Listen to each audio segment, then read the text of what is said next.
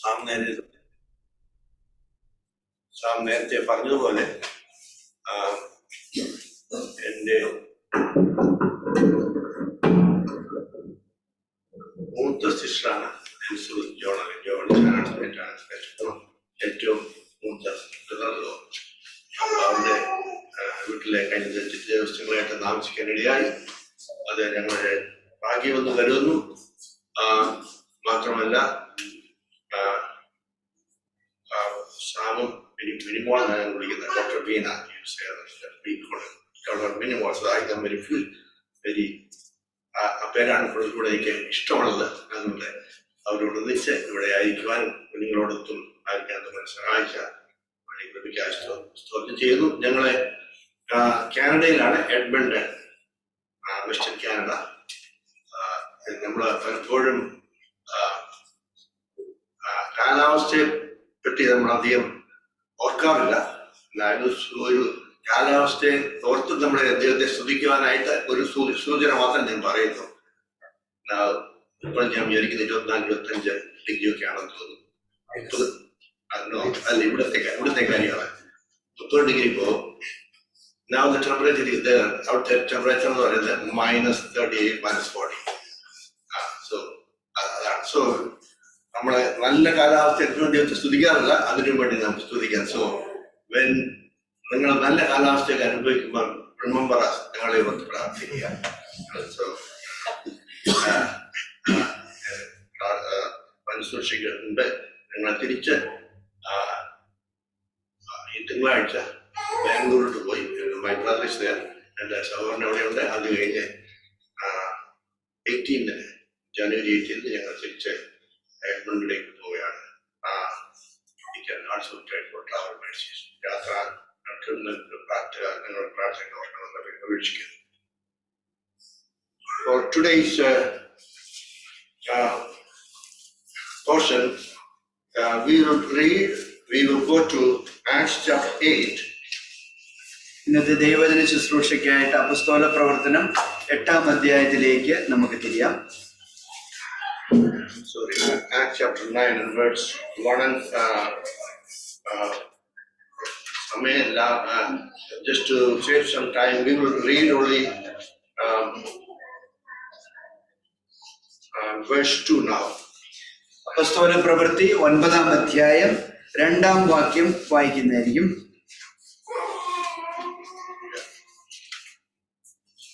ദമസ്കോസിൽ ഈ മാർഗക്കാരായ വല്ല പുരുഷന്മാരെയോ സ്ത്രീകളെയോ കണ്ടാൽ അവരെ പിടിച്ചുകെട്ടി യെരുശലേമിലേക്ക് കൊണ്ടുവരുവാൻ തക്കവണ്ണം അവിടുത്തെ പള്ളികൾക്ക് അവനോട് അധികാരപത്രം വാങ്ങി.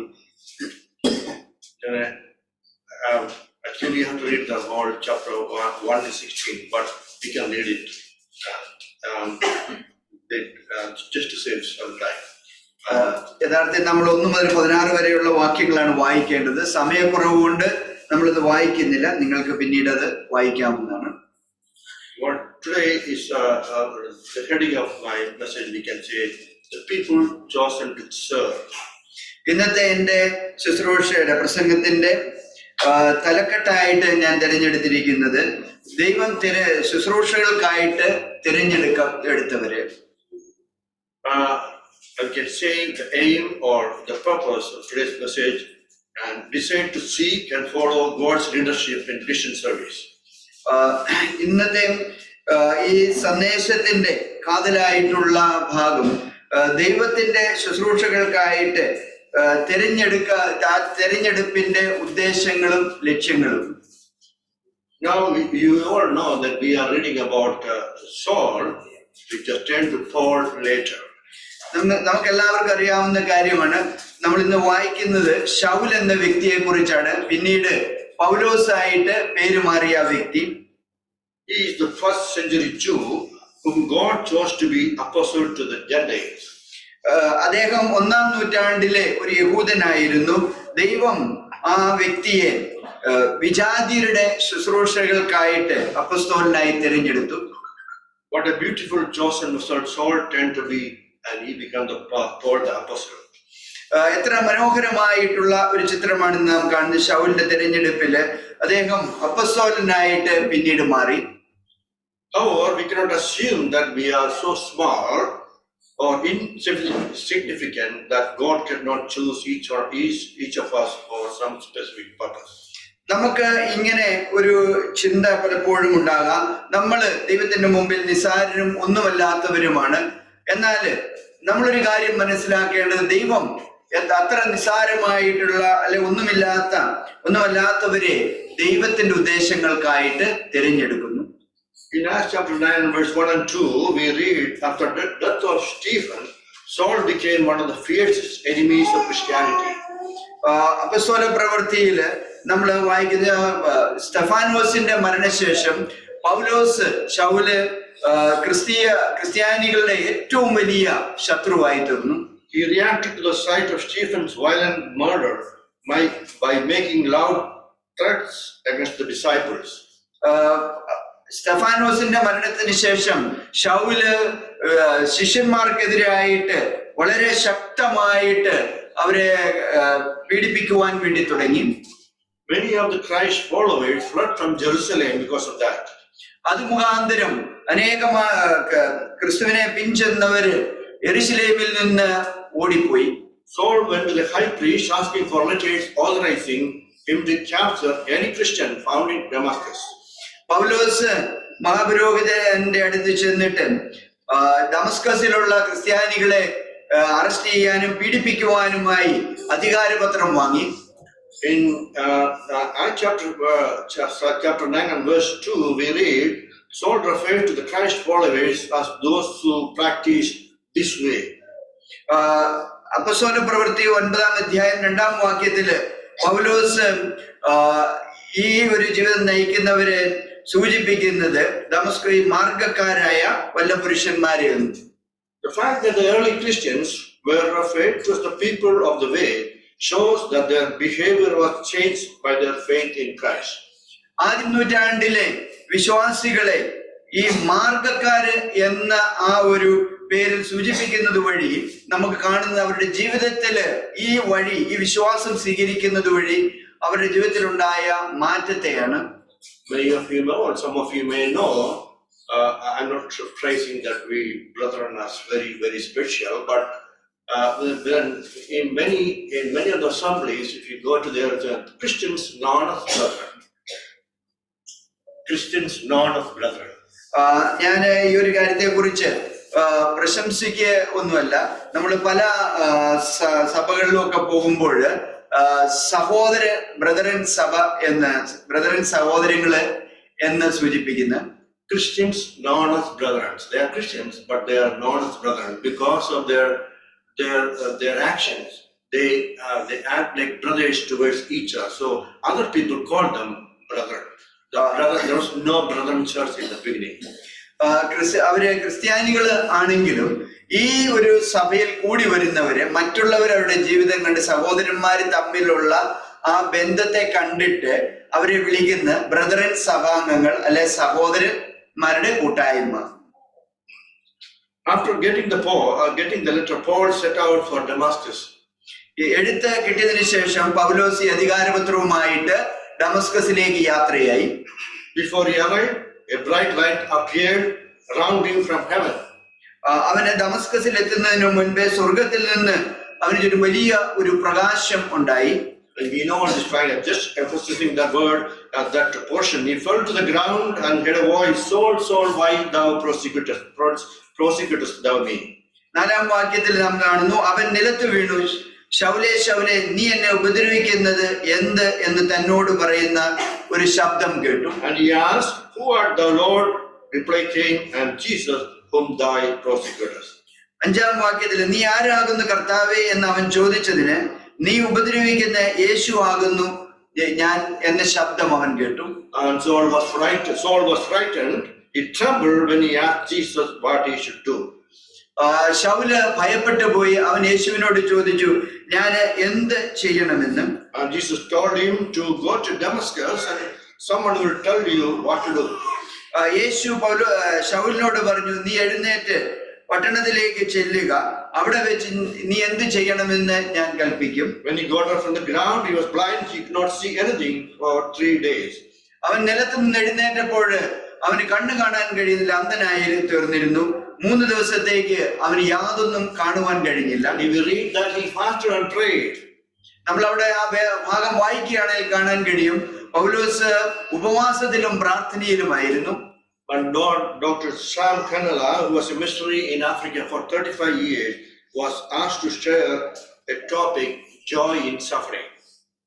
Dr. Sam Canella. ആഫ്രിക്കയില് മിഷണറി ആയിട്ട് ശുശ്രൂഷ ചെയ്ത ഡോക്ടർ സാം കെനല എന്ന വ്യക്തിയോട്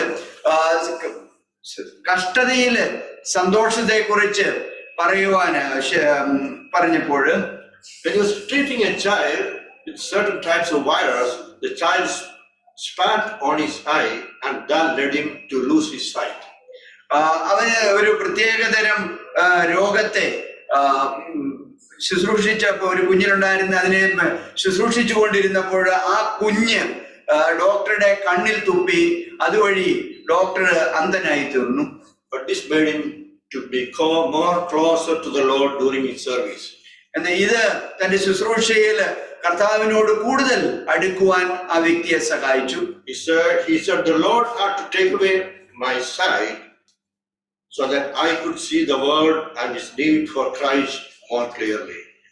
അദ്ദേഹം ഇങ്ങനെ പറഞ്ഞു, കർത്താവ് എന്റെ കാഴ്ച എടുത്തു മാറ്റേണ്ടതായിട്ടുണ്ടായിരുന്നു, അതുവഴി എനിക്ക് ലോകത്തെ കൂടുതലായിട്ടും അവിടെ ആ ശുശ്രൂഷയെ കുറിച്ച് കൂടുതലായിട്ട് അറിയുവാനും കഴിഞ്ഞു എന്ന്. The same thing happened to Paul, the one who was persecuting Christians could understand that he is persecuting Jesus, God's Son. ഇതുപോലെ തന്നെ പൗലോസിന് ഒരു കാര്യം അവന് കാഴ്ച നഷ്ടപ്പെട്ടപ്പോഴാണ് അവന് ക്രിസ്ത്യാനികളെ പീഡിപ്പിക്കുന്ന വഴി കർത്താവിനെയാണ് പീഡിപ്പിക്കുന്നതെന്ന് തിരിച്ചറിയുവാനും. Saul stayed in the hometown in the home of a man named Judas and lived on the straight road in Damascus. പൗലോസ് യൂദാസ് എന്ന ആ വ്യക്തിയുടെ ഭവനത്തില് ആണ് താമസിച്ചിരുന്നത്. He fasted and prayed. അവന് ഉപവസിക്കുകയും പ്രാർത്ഥിക്കുകയും ചെയ്തു. God gave him the vision of Ananias coming to help him to regain his sight. ദൈവം ഈ ഒരു ദർശനം ശൗലിന് കൊടുത്തു. അനന്യാസ് എന്ന സഹോദരൻ വന്ന് പ്രാർത്ഥിച്ച് ശൗലിന് കാഴ്ച വീണ്ടും കൊടുക്കുന്നത്. God spoke to Ananias about Saul. ദൈവം അനന്യാസിനോട് പൗലോസിനെ കുറിച്ച് സംസാരിച്ചു. But I want to mention Ananias was so fearful about the mission of Saul. എന്നാൽ ഈ ഒരു കാര്യം നമ്മൾ മനസ്സിലാക്കേണ്ട, അനന്യാസ് ശൗലിനുണ്ടായ ദർശനത്തെ കുറിച്ച് ഭയപ്പെട്ടു പോയിരുന്നു. But the Lord explained his plan about Saul as a chosen vessel to spread the gospel to the Gentiles. എന്നാൽ അനന്യാസിനോട് ദൈവം ഈ ഒരു കാര്യം വിശദീകരിച്ചു. ദൈവം ശൗലിനെ തെരഞ്ഞെടുത്തത് ദൈവത്തിന്റെ വചനം ശുശ്രൂഷകനായിട്ട് വചനം ലോകത്തിൽ പ്രചരിപ്പിക്കുവാൻ വേണ്ടിയാണ്. When we are, I just want to mention because the Saul, Ananias was frightened because he knows about Saul. He is the one who was persecuting the Christians. അനന്യാസ് അറിയാമായിരുന്നു ശൗലായിരുന്നു ക്രിസ്ത്യൻസിനെ പീഡിപ്പിച്ചുകൊണ്ടിരുന്നത്. അതുകൊണ്ട് ശൗലിന് അനന്യാസിന് ഭയമായിരുന്നു. I just want to mention this because when we have opportunities, don't be afraid. So God has a purpose, as our sister was mentioning that she was a little bit afraid when the Pujari was doing this one, but God gave her the strength to share the gospel to the glory of God. ദൈവം ഈ ഇങ്ങനെയുള്ള കാര്യങ്ങൾ തെരഞ്ഞെടുപ്പുകൾ നടത്തുമ്പോൾ നമ്മൾ ഭയപ്പെട്ട് പോകേണ്ട ആവശ്യമില്ല. ദൈവം ആ തെരഞ്ഞെടുപ്പിലൂടെ തന്റെ ശുശ്രൂഷ പാത്രങ്ങളായിട്ട് നമ്മെ തെരഞ്ഞെടുക്കുകയാണ്. സഹോദരന് പൂജാരിയോട് വചനം പങ്കുവച്ചതിനെ കുറിച്ച് പറഞ്ഞ ഒരു കാര്യം ഞാൻ ഓർക്കുകയാണ്. ആ സഹോദരന് പൂജാരിയോട് സംസാരിക്കുവാൻ അവന്റെ ഉള്ളിൽ ഭയമുണ്ടായിരുന്നുവെങ്കിലും ദൈവം ആ സഹോദരന് ശക്തി നൽകി. The Lord is calling you to answer the position of service to the Lord. Prayerfully consider your answer. ദൈവം നമ്മളെ തന്റെ ആ സ്ഥാനത്തിന് ശുശ്രൂഷയ്ക്കായിട്ട് തിരഞ്ഞെടുത്തിരിക്കുകയാണ്. ആ ഒരു വിളിക്ക് അനുസരിച്ച് നമ്മൾ പ്രാർത്ഥിക്കേണ്ടിയിരിക്കുന്നു. Ananias did not understand first, but he obeyed God after praying. ആദ്യമേ അനന്യാസിന് ഇക്കാര്യം മനസ്സിലായില്ലെങ്കിലും പിന്നീട് അനന്യാസ് പ്രാർത്ഥനയിലൂടെ ദൈവത്തെ അനുസരിക്കുകയാണ്. Saul thought that he was doing in the name of the religion, what he was doing in the name of the religion was good. Saul ഈ ഒരു കാര്യത്തിൽ ഉറച്ചു വിശ്വസിച്ചിരുന്നു, തന്റെ മതവിശ്വാസത്തിനനുസരിച്ച് താൻ ചെയ്യുന്ന കാര്യം ശരിയാണ് എന്ന്. Maybe that can be applied to our life. Some of the things we are doing, which we think that it may be pleasing God. ഈ ഒരു കാര്യം നമ്മുടെ ജീവിതത്തിലും നമുക്ക്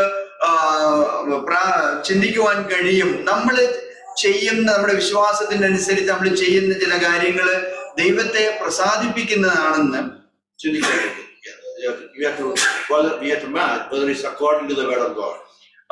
നമുക്ക് ഈ ഒരു കാര്യം ചിന്തിക്കേണ്ടിയും ദൈവ വചനപ്രകാരമാണോ ഇതെന്ന്. Bible is our guide. ദൈവവചനമാണ് നമ്മുടെ സഹായി, നമ്മളെ നയിക്കുന്നതിലേക്ക്. Even the correct actions done in an unkind or mean spirit does not please God.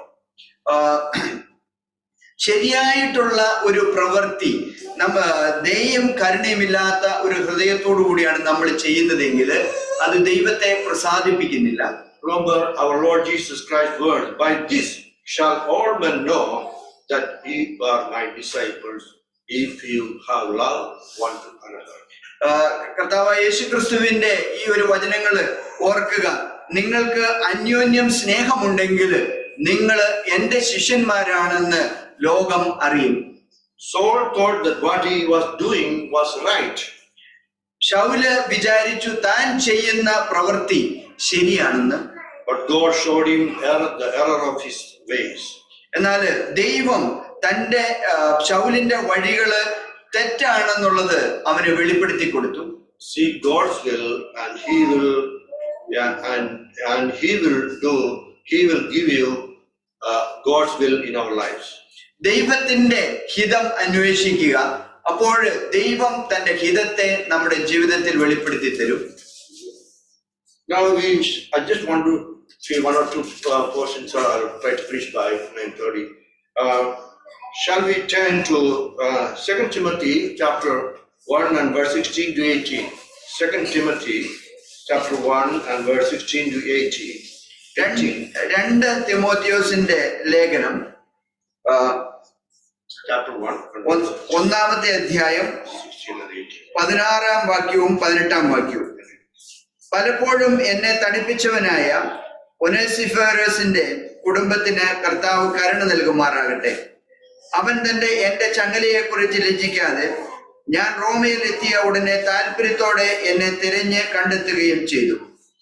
ആ ദിവസത്തിൽ കർത്താവിന്റെ പക്കൽ കരുണ കണ്ടെത്തുവാൻ കർത്താവ് അവന് സംഗതി വരുത്തട്ടെ. എഫെസോസിൽ വെച്ച് അവൻ എനിക്ക് എന്തെല്ലാം ശുശ്രൂഷ ചെയ്തു എന്ന് നീ നല്ലവണ്ണം അറിയുന്നുവല്ലോ. Here Paul talks about another person who God used in his according his will and plan in a different way.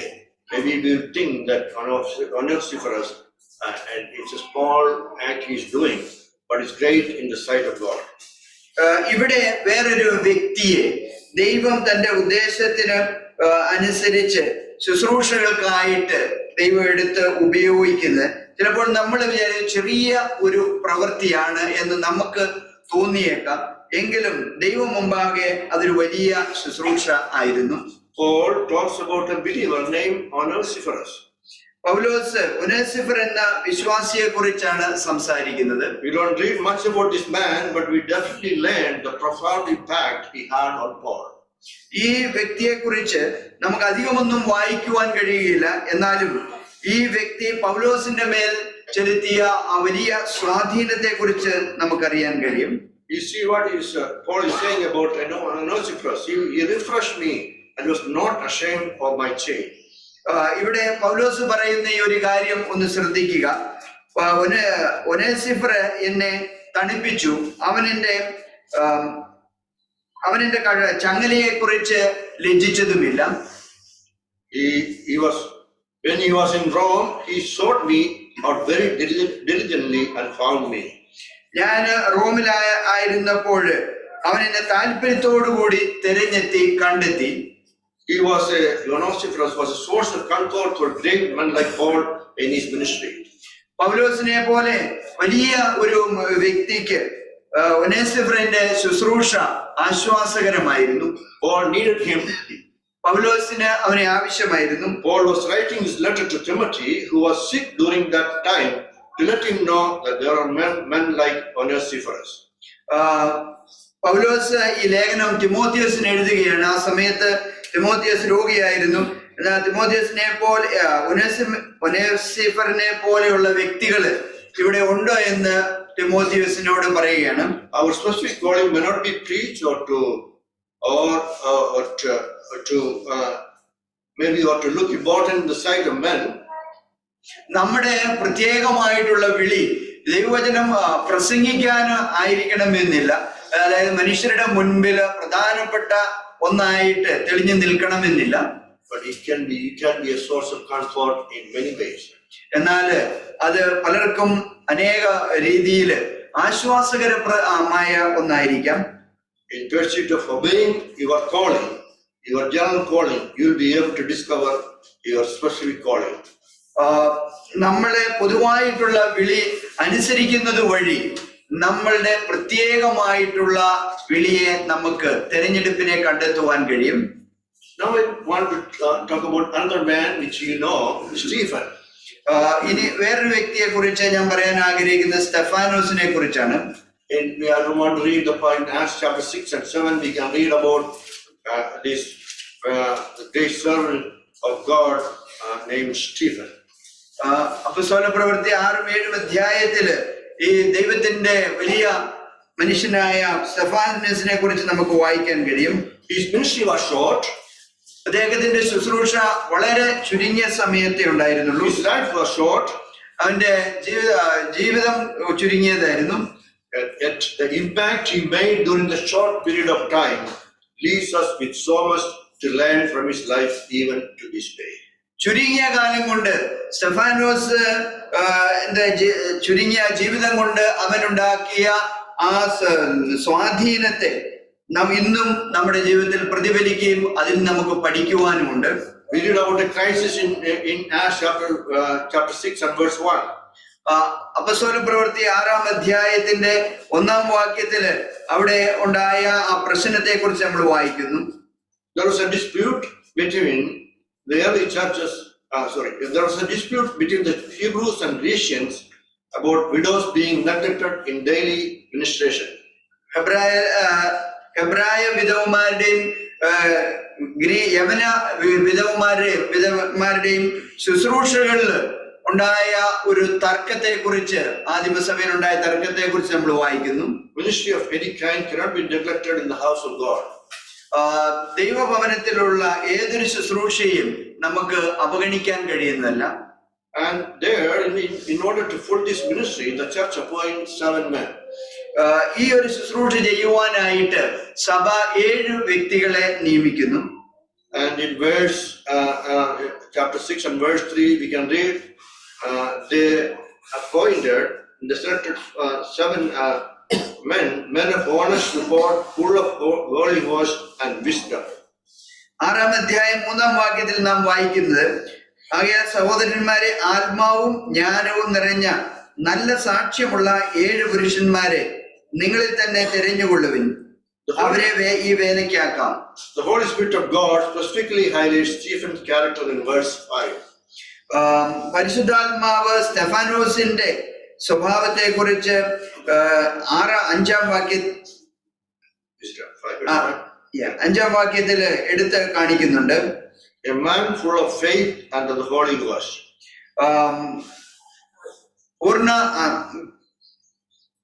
പൂർണ്ണ വിശ്വാസവും പരിശുദ്ധാത്മാവ് നിറഞ്ഞവനുമായ വ്യക്തി. Even though he was appointed to be a deacon or a servant, yet he was in any lesser knowledge in the scripture or in prayer. അദ്ദേഹത്തെ ഒരു ശുശ്രൂഷയ്ക്കായിട്ടും ഡീക്കനായിട്ടും നിയമിച്ചുവെങ്കിലും ദൈവവചനത്തെ കുറിച്ചുള്ള ജ്ഞാനത്തില് ഒരു കുറവും ഉള്ള വ്യക്തിയായിരുന്നില്ല.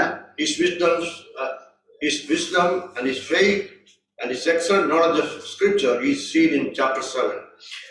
അദ്ദേഹത്തിന്റെ വിശ്വാസവും ജ്ഞാനവും തിരുവഴുത്തുകളെ കുറിച്ചുള്ള ആ പരിപൂർണമായിട്ടുള്ള ആ അറിവും 7-ാം അധ്യായത്തില് നമ്മൾ കാണുന്നു.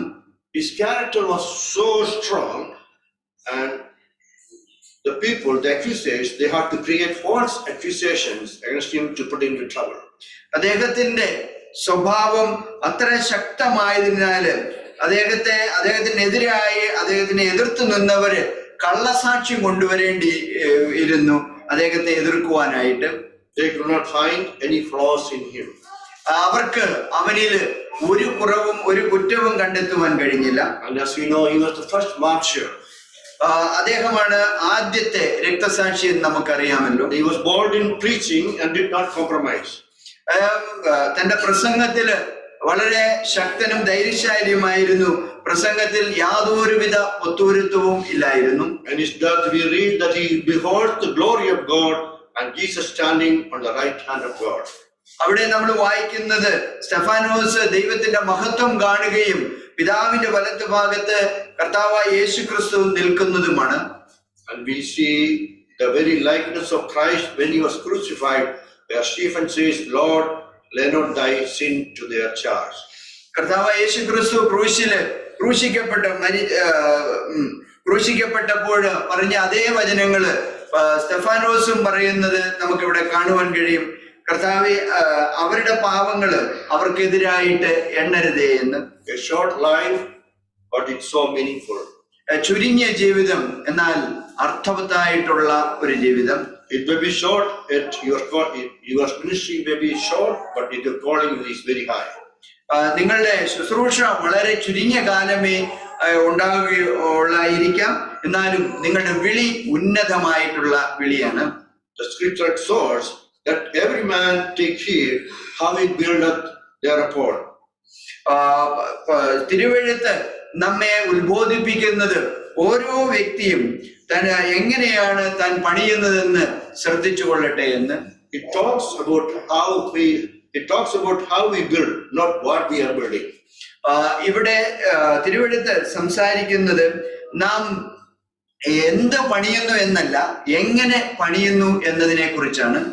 It shows how we respond to your call, not just more than what our calling is. എങ്ങനെയാണ് നാം നമ്മുടെ വിളിയോട് പ്രതികരിക്കുന്നത് എന്നതിനെ കുറിച്ചാണ്, അല്ലാണ്ട് എന്താണ് നമ്മുടെ വിളി എന്നുള്ളതല്ല. Because Christ is being our foundation, it elevates our calling. കാരണം ക്രിസ്തു നമ്മുടെ വിളിയുടെ അടിസ്ഥാനമായിരിക്കുന്നതിനാല് നമ്മുടെ വിളിയെ അവിടെയാണ് ഉയർത്തപ്പെടുന്നത്. So whether your calling is as big as Paul's or small as Stephen's or as simple as Onesiphorus, the fact that Christ has called make it a high calling. പൗലോസിനെ പോലെ നമ്മുടെ വിളി ഉന്നതമായിട്ടുള്ള ഒരു വിളിയായിരിക്കും, അല്ലെങ്കിൽ സ്തെഫാനോസിനെ പോലെ ചുരുങ്ങിയ കാലത്തേക്കുള്ള ഒരു വിളിയായിരിക്കാം, അല്ലെ ഏറ്റവും ലളിതമായിട്ടുള്ള ഒനേസിഫറിന്റെ ശുശ്രൂഷയ്ക്കായിട്ടുള്ള ഒരു വിളിയായിരിക്കാം. വസ്തുത കർത്താവ് ദൈവമാണ് നമ്മെ വിളിച്ചിരിക്കുന്നത് എന്നതാണ്. And each person has some special talent, gift or talent or opportunity. ഓരോ വ്യക്തിക്കും പ്രത്യേകമായിട്ടുള്ള കഴിവുകളും അവസരങ്ങളും ഉണ്ട്. Ask yourself, is God choosing you for some special ministry today? നാം നമ്മോട് തന്നെ ചോദിക്കുക, ഇന്ന് എന്തെങ്കിലും പ്രത്യേക ശുശ്രൂഷകൾക്കായിട്ട് ദൈവം എന്നെ വിളിച്ചിട്ടുണ്ടോ? May the Lord bless you all. ദൈവം നമ്മളെല്ലാവരെയും അനുഗ്രഹിക്കട്ടെ. Again, I want to thank for giving this opportunity to minister the word of God, and I thank all those who are responsible for giving me the opportunity, and continue to pray for us. And your sons, I didn't say about our assembly, is called Sharing Gospel Chapel in London, and we are not many, but we are a small assembly. Pray for the ministry going on there, and once again, my wife Mercy and myself had the opportunity to have fellowship with us, and also to worship the Lord in return to when the name of God. ഈ വചന ശുശ്രൂഷിക്കുവാനായിട്ട് എനിക്ക് അവസരം തന്ന ഇതിന്റെ ഉത്തരവാദിത്തപ്പെട്ട അവരോട് ഞാൻ നന്ദി അറിയിക്കുകയാണ്. നിങ്ങളോടൊത്ത് ഞങ്ങൾക്ക് ഇന്ന് ആരാധിക കുടുംബമായിട്ട് നിങ്ങളോടൊത്ത് കൂട്ടായ്മ ആചരിക്കുവാനും ആരാധിക്കുവാനും ലഭിച്ച ഈ അവസരത്തിനായിട്ട് ദൈവത്തിന് നന്ദി കരയറ്റുന്നു. ഞങ്ങളെ ഓർത്ത് പ്രാർത്ഥിക്കുക. എഡ്മണ്ടിലുള്ള ഞങ്ങളുടെ ആ ചെറിയ കൂട്ടായ്മയെ ഓർത്ത് നിങ്ങൾ ഞങ്ങൾക്ക് വേണ്ടി പ്രാർത്ഥിക്കണമെന്ന് അപേക്ഷിക്കുകയും ചെയ്യുന്നു.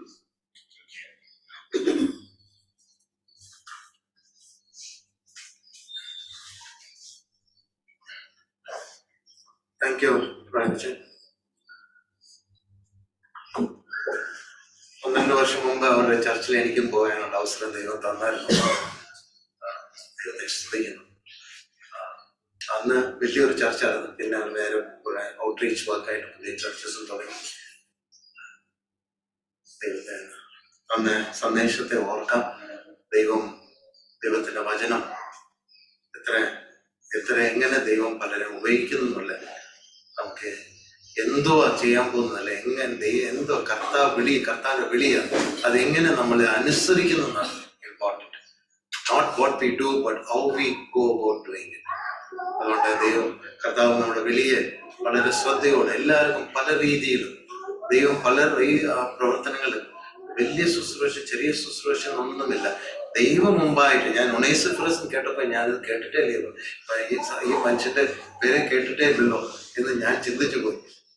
ബട്ട് എന്തു വലിയ ശുശ്രൂഷയാണ് മനുഷ്യൻ ചെയ്തത്. ഇത്രയും വചനം വായിച്ച് പോന്ന എനിക്ക് തന്നെ പുതിയൊരു പേര് പോലെ തോന്നി. പ്രിയപ്പെട്ടവരെ, നമ്മളെല്ലാവർക്കും മനുഷ്യരുടെ മുമ്പിൽ പുതിയതായിരിക്കാം. അപ്പൊ ദൈവത്തിന് മുമ്പ് അത് വളരെ വലിയ എഴുതി തന്നിരിക്കുക. സ്വർഗത്തിന്റെ പുസ്തകത്തില് നമ്മൾ ചെയ്യുന്നത് ഓരോന്നും ചെറുതായാലും സ്വർഗത്തിൽ അത് വിലയേറിയതാണ് എന്ന് ഓർക്കണം. ഒരാളും കൂടെ എനിക്ക് ഒന്നും ഒരു വിളിയില്ല, ഞാൻ ഇങ്ങനെ ജീവിച്ചാൽ മതി എന്നുമില്ല. ഓരോ ദിവസം ദൈവത്തിന് നമ്മൾക്ക് ഒരു പദ്ധതി കൊണ്ട് പ്രിയപ്പെട്ടവരെ അത് മനസ്സിലാക്കി ജീവിക്കാൻ ദൈവം ഇടയാക്കുമാറാകട്ടെ. തന്ന സന്ദേശത്തിനും ദൈവം വചനം തന്ന സൗരനും നന്ദി പറയുന്നു. Thank you for coming and giving us this word. Thank you. ഒരു കാര്യം കൂടെ ഓർപ്പിച്ചുകൊള്ളട്ടെ. നമ്മള് ഈ 20-ാം തീയതിയുടെ വിവാഹത്തിന് പോകുമ്പോൾ ആരെല്ലാം പോകുന്നുണ്ടെന്നുള്ള കാര്യം കൂടെ നമുക്കത് അറിയിച്ചാൽ നല്ലതായിരിക്കും. ഞാൻ ഇതിനെ കൂടെ പറഞ്ഞു. എല്ലാവർക്കും വാട്സാപ്പ് മെസ്സേജ് ചിലർ കാണുന്നില്ല, അതുകൊണ്ട് ഞാൻ അത് പറയാം പൊതുവായിട്ട്. ആർക്കെങ്കിലും പോകാൻ താല്പര്യമുണ്ട്, എങ്ങനെ പോകുന്നു ഞങ്ങളടുത്ത് പറഞ്ഞാൽ അവിടെ എത്ര പേര് വരുന്നു കൂടെ അറിയണമെന്ന് ആഗ്രഹിക്കുന്നു. നമ്മുടെ ചർച്ചിൽ തന്നെ അതും കൂടെ ഒന്ന് പറഞ്ഞാൽ നല്ലതായിരിക്കും. എന്നെ ഇപ്പൊ തന്നെ അറിയിക്കണം. അത് നമുക്ക് അവിടെ ഒത്തിരി പേര് വരുന്നുണ്ടല്ലോ, ആ കാര്യത്തിൽ അവർക്ക് കണക്ക് കൂടെ അതിനെടുക്കാൻ വേണ്ടിയായിരുന്നു എന്നുള്ള കാര്യം ഞാൻ ഓർപ്പിച്ചുകൊള്ളു. നമുക്ക് പ്രാർത്ഥിക്കാം. ദൈവകരങ്ങളെ നമ്മളെ തന്നെ പരമേൽപ്പിച്ച് ഈ വചനത്തിന് മുമ്പും കൂടെ നമ്മളെ തന്നെ പരമേൽപ്പിച്ച് നമുക്ക് കേൾക്കുന്ന ഓരോ വചനം ദൈവം നമ്മളോട് സംസാരിക്കുന്നതാണ്. അത് ഇന്ന് കേട്ടു നാളെ അടുത്ത ആഴ്ച വീണ്ടും കേൾക്കാനല്ല. ഇന്ന് കേട്ടത് ഇന്ന് ഞാൻ എൻ്റെ ജീവിതത്തിൽ അത് എങ്ങനെ ഞാൻ അത് മനസ്സിലാക്കിയിട്ടുണ്ട്. കർത്താവ് എന്നോട് സംസാരിച്ച ഓരോ വാക്യങ്ങളും അത് വളരെ വിലയേറിയതാണ്. ഏത് എഴുത്തിനെക്കാട്ടിലും എത്ര ഉന്നത ലോകത്തിന്റെ ഉന്നത വ്യക്തി പറയുന്നതിനെക്കാട്ടിലും ഒരു ഗവൺമെന്റ് ഓർഡേഴ്സിനെ കാട്ടിലും ഏറ്റവും കൂടുതൽ നമ്മൾ ശ്രദ്ധിക്കേണ്ടത് സ്വർഗത്തിലെ ദൈവത്തിന്റെ ഓർഡറാണ്, ദൈവത്തിന്റെ വചനം. അത് വളരെ സീരിയസ് ആയിട്ട് നമ്മൾ എടുക്കണം. മറ്റെല്ലാം നമുക്ക് സീരിയസ് ആയി എടുക്കാൻ നമുക്ക് പല സമയത്തും അത് നിർവാഹമില്ല നമ്മൾ ചെയ്യുന്നതിനെക്കാട്ടിലും പ്രിയപ്പെട്ട ദൈവത്തിന്റെ വചനം നമ്മളത് അലക്ഷ്യമായിട്ട് എടുത്താൽ അതിന്റെ അനുഭവിക്കുന്നത് പ്രിയപ്പെട്ടവരെ നമ്മുടെ ഭൂമിയിൽ തന്നെ അനുഭവിക്കാൻ തുടങ്ങും. പിന്നെ നമ്മൾ അത് മാറ്റി വെച്ചിട്ട് പിന്നെ നമ്മൾ സങ്കടപ്പെട്ടിട്ട് കാര്യമില്ല. ദൈവം ഒരു കാര്യം നമ്മളോട് പറയാൻ നമ്മൾ മുതിർന്നാൽ അത് നമ്മൾ കേട്ട് ഉടനെ അനുസരിച്ചില്ലെങ്കിൽ അത് വളരെ ഗൗരവമേറിയ ഒരു സംഭവം എന്നുള്ള കാര്യം നമ്മൾ ഓർക്കേണ്ട ആവശ്യമുണ്ട്. ദൈവവചനം വായിക്കുമ്പോഴും ദൈവവചനം കേൾക്കുമ്പോഴും നമ്മൾ കണക്ക് കൊടുക്കേണ്ടവരാന്ന് ഓർത്തോണം. അത് നമ്മൾ ചെയ്തില്ലെങ്കിൽ എങ്ങനെ നമ്മൾ ഭൗതികമായിട്ടുള്ള കാര്യങ്ങൾ നമ്മൾ ഒരു നിയമം നമ്മൾ ലംഘിച്ചെങ്കിൽ നമ്മൾ അനുഭവിക്കുന്നതോ അതിനെക്കാട്ടിലും അധികമാണ് ദൈവത്തിന്റെ നിയമങ്ങളെ ലംഘിക്കുന്നത്. ദൈവമക്കൾ വളരെ ശ്രദ്ധിച്ച് നമ്മൾ ഈ കാര്യം ഇന്ന് കേട്ടതും കൂടെ നമ്മുടെ ജീവിതത്തിൽ ഓരോ ദിവസം നമ്മൾ കേൾക്കുന്നത് നമ്മൾ അനുസരിക്കേണ്ട ആവശ്യമുണ്ട് എന്നുള്ള കാര്യം ഞാൻ ഗൗരവപൂർവ്വം ദൈവനാമത്തിൽ ഓർപ്പിച്ചു കൊള്ളുന്നു. പ്രാർത്ഥിക്കാം. പ്രിയ കർത്താവെ, അങ്ങ് ഞങ്ങളുടെ ജീവിതങ്ങളിൽ എത്ര പേഷ്യന്റ് ആയിട്ട്, എത്ര കർത്താവെ ഞങ്ങളോട് വീണ്ടും വീണ്ടും പല കാര്യങ്ങളും ഞങ്ങളുടെ ബലഹീനതയെ കണ്ട് ഞങ്ങൾ ഓർപ്പിക്കുന്നു. കർത്താവെ, ഞങ്ങൾ ഓർത്തതുപോലെ എത്ര ഇമ്പോർട്ടൻ്റ് എത്ര ഗൗരവമേറിയ കാര്യങ്ങളാണ് സ്വർഗത്തിലെ ദൈവം മനുഷ്യരോട് സംസാരിക്കുന്നത്. കർത്താവെ, അത് ഞങ്ങൾ അലക്ഷ്യമായിട്ട് എടുക്കാതെ അങ്ങ് ഞങ്ങളോട് ഓരോ ദിവസം ഇടപെടുന്ന ഓരോ കാര്യങ്ങളിലും പറഞ്ഞു കൊടുക്കുന്ന ഓരോ കാര്യങ്ങളും വളരെ ഗൗരവത്തോടെ ഞങ്ങൾ ജീവിതത്തെ നയിക്കാനുള്ള കൃപ ഞങ്ങൾക്ക് തരണമെന്ന് പ്രാർത്ഥിക്കുന്നു. പല സമയത്ത് ഞങ്ങൾ അലക്ഷ്യമായിട്ട് എടുക്കുന്നതുകൊണ്ട് മാത്രമാണ് ഞങ്ങളുടെ ജീവിതം ദുരിതത്തിലും കർത്താവെ നിരാശയിലും കർത്താവെ അൺപ്രൊഡക്റ്റീവായിട്ട് കർത്താവെ ഫലമില്ലാത്തൊരു ജീവിതമായി തീർന്നു എന്നുള്ള കാര്യം ദൈവം ഒരുക്കിയിരിക്കുന്ന അനുഗ്രഹങ്ങളെ കണ്ടിട്ടില്ല, ചെവി കേട്ടിട്ടില്ല. കർത്താവെ, ഹൃദയങ്ങളിൽ അത് ഗ്രഹിച്ചിട്ടുമില്ല എന്ന് ഞങ്ങൾ മനസ്സിലാക്കുന്നു. കർത്താവെ, ഇത് ഭൂമിയിൽ തന്നെ അത് തുടങ്ങിയിട്ടുണ്ട്. സ്വർഗീയ അനുഗ്രഹങ്ങളാണല്ലോ ഞങ്ങളെ അനുഗ്രഹിച്ചിരിക്കുന്നത്. കർത്താവെ, അത് ഞങ്ങളുടെ ജീവിതങ്ങളിൽ മാത്രമല്ല പലരുടെ ജീവിതങ്ങളിൽ ഞങ്ങൾ അനുഗ്രഹമായിരിക്കണമെന്നാണല്ലോ ആ കർത്താവ് ഞങ്ങളെ തെരഞ്ഞെടുത്തിരിക്കുന്നത്. കർത്താവെ, അത് മനസ്സിലാക്കിക്കൊണ്ട് ജീവിക്കാൻ ഞങ്ങൾ ഓരോ ദിവസവും ഞങ്ങളെ സഹായിക്കണമെന്ന് പ്രാർത്ഥിക്കുന്നു. കർത്താവെ, ഇന്നും കേട്ട സന്ദേശത്തിന് വേണ്ടി സ്തോത്രം. ഓർമ്മിച്ച സത്യങ്ങൾക്ക് വേണ്ടി സ്തോത്രം. ഒനേസിഫറസിന്റെ ജീവിതത്തിന് വേണ്ടി സ്തോത്രം. സ്റ്റീഫാനസിന്റെ ജീവിതത്തിന് വേണ്ടി സ്തോത്രം. പൗലോസിന്റെ ജീവിതത്തിന് വേണ്ടി സ്തോത്രം. കർത്താവെ, ഇവരുടെ ജീവിതങ്ങൾ മുഖാന്തരം പലരും അനുഗ്രഹിക്കപ്പെട്ടതിന് വേണ്ടി സ്തോത്രം. ഞങ്ങളുടെ ജീവിതം മുഖാന്തരം കൂടെ കർത്താവെ അത് പലരുടെ ജീവിതങ്ങൾക്ക് അനുഗ്രഹമാക്കി തീർക്കണമേ പ്രാർത്ഥിക്കുന്നു. കർത്താവെ, ഓരോ ദിവസവും ഞങ്ങൾ ഏൽപ്പിച്ചിരിക്കുന്ന ശുശ്രൂഷ വളരെ ഗൗരവത്തോടെ ചെയ്യാനുള്ള കൃപ ഞങ്ങൾക്ക് തരണമേ. അങ്ങയുടെ ആലോചന ഓരോ ദിവസം ജീവിക്കുമ്പോൾ കർത്താവെ പലർക്കും ഞങ്ങളെ പ്രയോജനമുള്ള പാത്രം റിഫ്രഷിംഗ് ആയി പലരുടെ ഹൃദയങ്ങളെ തണുപ്പിക്കുന്ന ജീവിതങ്ങളാക്കി തീർക്കണമേ പ്രാർത്ഥിക്കുന്നു. Thank you Lord. ഈ സമയത്ത് കർത്താവെ ദുഃഖത്തിലായിരിക്കുന്ന പ്രിയപ്പെട്ടവർക്ക് വേണ്ടി പ്രാർത്ഥിക്കുന്നു. കർത്താവെ, ആശ്വാസം കൊടുക്കണമേ. ബെന്നിന്റെ ഗ്രാൻഡ് മദർ അങ്ങ് തക്ക സമയത്ത് തന്നെ കർത്താവ് 86 വർഷം ജീവിക്കാൻ പ്രിയ മകൾക്ക് കർത്താവെ ആയുസ്സിന്റെ നാളുകൾ തോന്നല്ലോ. കർത്താവെ, ഇനി ബാക്കിയുള്ള ശുശ്രൂഷകൾ ചെയ്യാൻ പോകുമ്പോൾ അതിനുവേണ്ടി എല്ലാ കൃപകളും കർത്താവെ ദൂരെ സ്ഥലങ്ങളിൽ നിന്നെല്ലാം യാത്ര ചെയ്ത് വരണ്ടേ പലരും ഉണ്ടല്ലോ. കർത്താവെ, തക്ക സമയത്ത് തന്നെ എത്തിച്ചേരാനും കർത്താവെ അവർ ചെയ്യേണ്ട ഭൗതിക ശരീരത്തിൽ എന്തെല്ലാം ചെയ്യേണ്ട ആവശ്യമുണ്ടോ അതെല്ലാം ചെയ്യാൻ കർത്താവ് തന്നെ വരും ദിവസങ്ങളിൽ കർത്താവെ സഹായിക്കണമെന്ന് പ്രാർത്ഥിക്കുന്നു. കർത്താവെ, അതുപോലെ തന്നെ കർത്താവെ അത് ദൈവനാമമഹത്വത്തിന് വേണ്ടി തന്നെ എല്ലാമായി തരാൻ ആ ജീവിതത്തിന് വേണ്ടി സ്തോത്രം ചെയ്തു. അമ്മയ്ക്ക് വേണ്ടി സ്തോത്രം ചെയ്തു.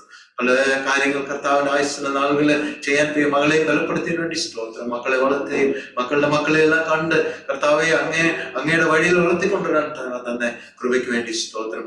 പ്രിയപ്പെട്ടവർക്ക് എല്ലാവർക്കും ആശ്വാസം കൊടുക്കണമെന്ന് പ്രാർത്ഥിക്കുന്നു. പ്രാർത്ഥന കേൾക്കുന്നതിന് വേണ്ടി സ്തോത്രം. ഞങ്ങൾ പ്രാർത്ഥിച്ച എല്ലാ വിഷയങ്ങളിലും കർത്താവെ അങ്ങയുടെ കരുതൽ അതിന് മുകളിലുള്ളതിന് വേണ്ടി സ്തുതിക്കുന്നു. കർത്താവെ, പ്രത്യേകിച്ച് ഞങ്ങൾ ഈ സമയത്ത് ഒരിക്കൽ കൂടെ സോജിയെയും ഗ്യാബിയെ അങ്ങനെ കരുതൽ പറഞ്ഞേൽപ്പിക്കുന്നു. കർത്താവെ, അങ്ങയുടെ വലിയ മാസ്റ്റർ പ്ലാനിൽ അങ്ങ് ചെയ്തല്ലോ, അതിനുവേണ്ടി സ്തോത്രം ചെയ്തു. അങ്ങേക്ക് ഒരു തെറ്റും സംഭവിക്കത്തില്ല. കർത്താവ് അങ്ങ് ചെയ്യുന്നതെല്ലാം നന്നായി ചെയ്യുന്ന ദൈവം. കർത്താവെ, പ്രിയപ്പെട്ടവരുടെ ജീവിതത്തെ ഞങ്ങളുടെ കരങ്ങളിൽ പ്രവർത്തിക്കുന്നു. അവർ അനുഗ്രഹിക്കപ്പെട്ട ഒരു ജീവിതമായി ഒരു കുടുംബജീവിതം നയിക്കാനുള്ള എല്ലാ കൃപകളും കൊടുക്കണമേ പ്രാർത്ഥിക്കുന്നു. പലർക്ക് അനുഗ്രഹമാക്കി തീർക്കണമെന്ന് പ്രാർത്ഥിക്കുന്നു. ആ ഫംഗ്ഷനും കർത്താവെ അത് വളരെ ദൈവനാമോത്വത്തിന് വേണ്ടി തന്നെ ആക്കി തീർക്കണമേ പ്രാർത്ഥിക്കുന്നു. 2 കുടുംബങ്ങളെ ഞങ്ങളുടെ കരങ്ങളിൽ. അതുപോലെ ഞങ്ങൾ പ്രാർത്ഥിച്ച എല്ലാ വിഷയങ്ങളും പ്രത്യേകിച്ച് ഡേവിഡ് കുഞ്ഞിനെയും ഞങ്ങൾ സ്തോത്രം ചെയ്യുന്നു. കർത്താവെ, ആ കുഞ്ഞിന്റെ താഴ്ന്ന വഴിയിൽ വളർന്നു വരാൻ കർത്താവ് മാതാപിതാക്കന്മാർക്ക് വേണ്ടി എല്ലാ കൃപകളും കൊടുക്കണമേ പ്രാർത്ഥിക്കുന്നു. ഞങ്ങളുടെ ഓരോ പ്രാർത്ഥിച്ച എല്ലാ വിഷയങ്ങളും മേലും അങ്ങയുടെ കരുതലുള്ളതിന് വേണ്ടി സ്തോത്രം. ഞങ്ങൾക്ക് ഇത്രയും സമയം അങ്ങനെ മുമ്പിൽ ഇരിക്കാൻ കൃപയ്ക്ക് വേണ്ടി സ്തുതിക്കുന്നു. മൊത്തം കെടുക്കണമേ. യേശു താഴ്ന്ന നാമത്തിൽ സ്തോത്രം അപേക്ഷിക്കുന്നു നല്ല പിതാവേ. പിതാവായ ദൈവത്തിന്റെ സ്നേഹം, പുത്രന്റെ കൃപയും പരിശുദ്ധാത്മാവുടെ കൂട്ടായ്മയും സഹവാസം കേട്ട വചനങ്ങൾ മേലും പ്രാർത്ഥിച്ച എല്ലാ വിഷയങ്ങളും മേലും ഇപ്പോഴും എപ്പോഴും ഉണ്ടാകുമാറാകട്ടെ. നമുക്ക് ഈ ഓൺലൈൻ ഇത് ഇവിടെ നിന്ന് അവസാനിപ്പിക്കാം.